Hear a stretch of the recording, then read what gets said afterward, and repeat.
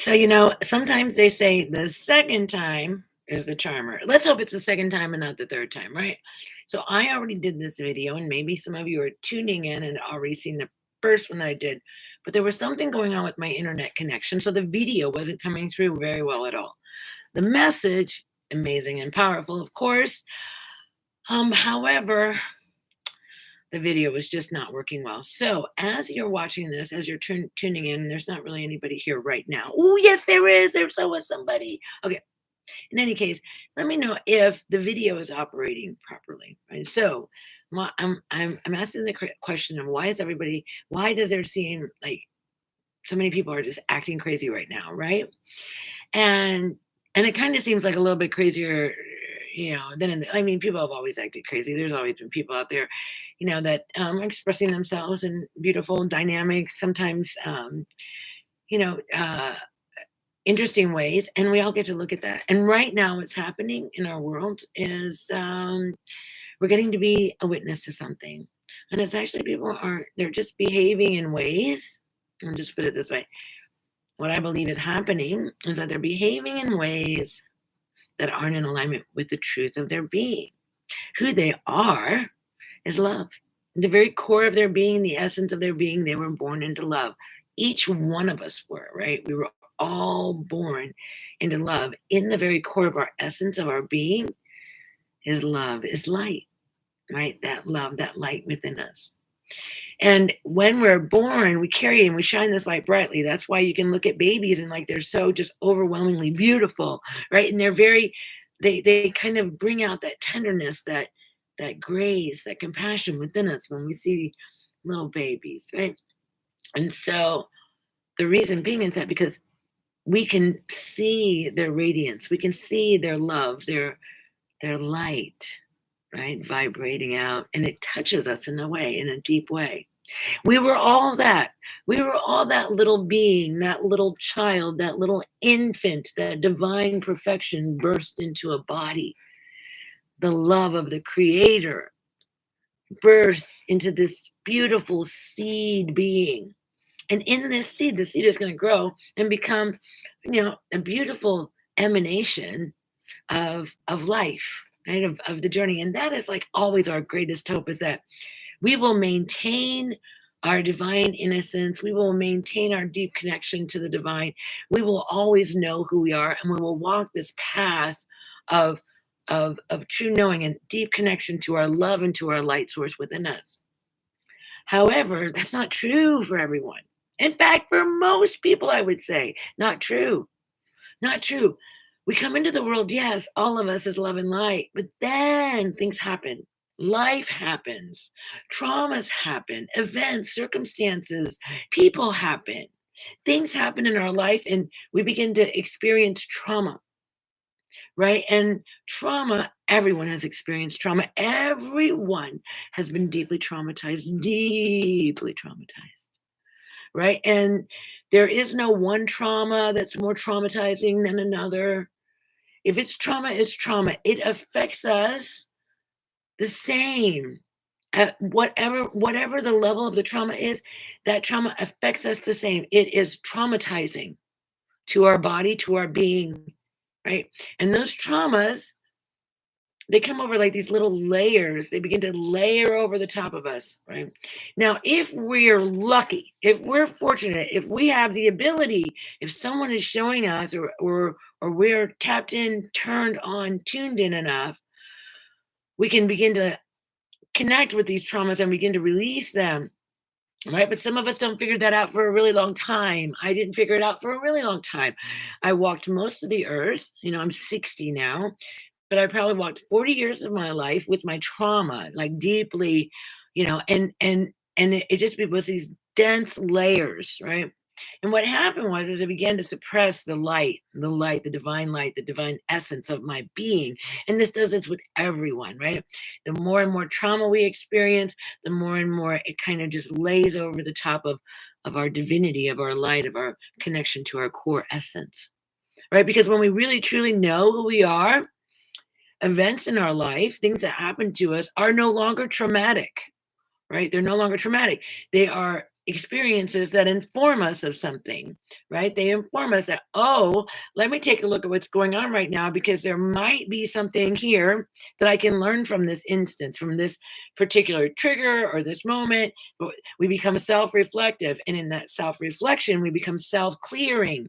We're able to, like, as the trauma. So now, as trauma, comes to me, right? The experience of, or the trigger, something like that comes to me, I now in that moment can see it really clearly. And I'm like, oh, so what is this here to teach me? So I'm like clearing myself as they're arriving now because I've done some really, really deep work in healing my own inner trauma, my childhood trauma, my trauma as a young adult, my trauma as a young mother, as a woman, um, and then just all of these layers. But when I actually learned how to,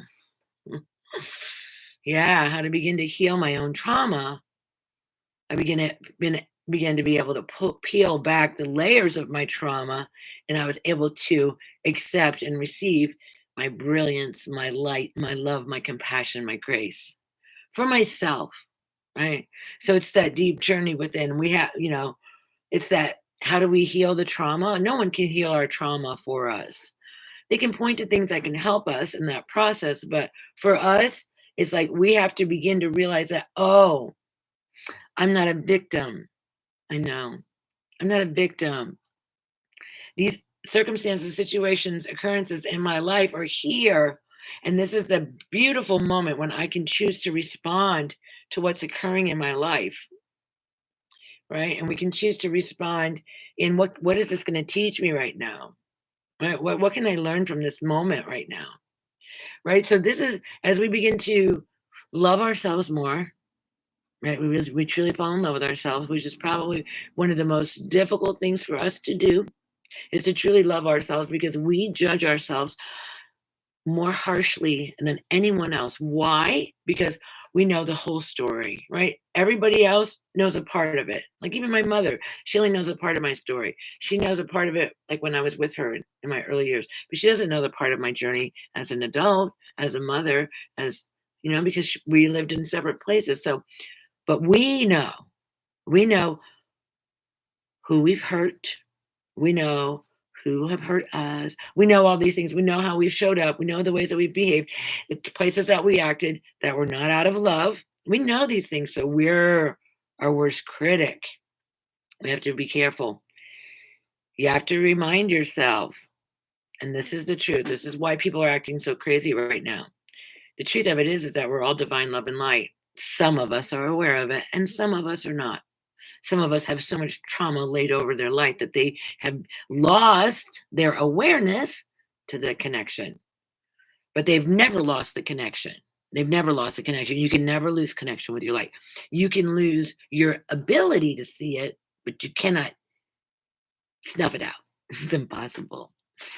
It's impossible because you're connected to the creator. You're connected to the source of all life. You are, right? So that light too, I believe is the light that that you carry with you beyond this physical body when we leave this place, when we leave this body. That light, I believe, is the light that carries you beyond this experience. So as you're witnessing people out in the world acting crazy or maybe behaving in ways that are out of alignment with love, out of alignment with light, what I want you to realize is that everyone's been deeply traumatized, and that trauma, that behavior is not who they are. That behavior is a trauma response to their trauma. Who they are is love and light. What they're expressing in the world, their behavior, is based off of a trauma response. The trauma response comes from the layers of trauma that they have allowed to, because they didn't know any better or how to clear this off, right? These layers of trauma. So then people start speaking out in ways that are out of alignment with the truth of who they are. And that's okay because we know the truth. So our job, I feel like, something that we can be called to do is, as we're bearing witness to people that are speaking these things out into the world, behaving in ways that are not in true alignment with who they are. As we see these things showing up, if we can separate the behavior, how they're showing up, what they're doing, from the truth of who they really are, right? And just love this. Just send this love, send this light, right? See the truth, not the behavior, because this is not who they are. This is just a trauma response to what they're experiencing right now. And because our world is so chaotic right now, and there's so many outlets for us to get information, and all information is out there. So, the truth, the lies, the whatever, everything's out there. It gets really kind of difficult. And some people are experiencing a lot of anxiety, or they're experiencing stress. Maybe it's financial, maybe it's health wise, maybe it has to do with their family, maybe their job, all these different things, right? And so we must respond to them in compassion and love and give to them, remind them who they are. So when you see it, whether it's in on social media, in person, whatever, when you see it, when you see this behavior is out of alignment with the truth of this being, I ask you to just see this right here and then just like send it love. Like that spark, that little flame that's inside of them, blow on it. See if you can get it to come forward, right? Can we ignite this light? Can we get it to expand? You don't even really have to tell them that you're doing this. You don't have to say a word, right? Because many of the things that we do, they don't have to be seen. The most important thing is that they be done. So we see the light, the love within that divine being.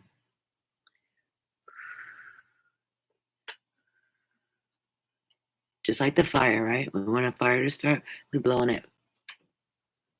And we ask that flame to expand, to become brighter. And they don't even have to be aware that you're doing this.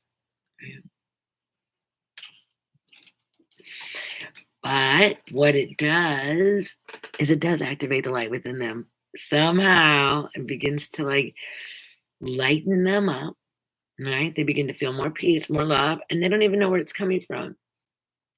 You begin calling them home. You begin returning them back to the truth of their source, returning to the love that they are, right? Calling back